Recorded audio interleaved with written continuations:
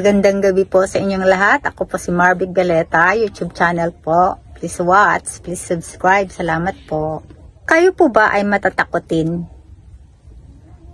Alam niyo po, ang pagkamatatakotin nyo ay mawawala pala yan. Once na meron po kayong ginawa. Ituturo ko po sa inyo kung ano. Diba po? Halos karamihan po ay takot tumingin sa patay. Pero po, ang mahal natin sa buhay na namatay ay hindi pa natin yan kinatatakutan. Kaya ang gawin nyo para mawala ang pagkakamatakutin ninyo po ay ganito.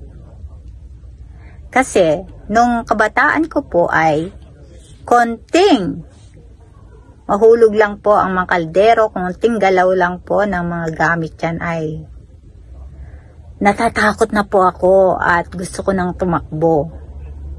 Dahil lagi po akong nag-iisa noon. Pero hanggang ngayon din naman po ay palagi pa rin akong nag-iisa. Kasi nasanay siguro ako na nag-iisa. Kaya marami po akong nagagawa para sa sarili ko.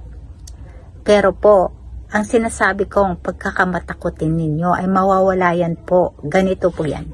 Once na nawala ang mahal nyo sa buhay, ay buksan nyo po ang ataol at subukan nyo pong hawakan ang katawan ng isang bangkay.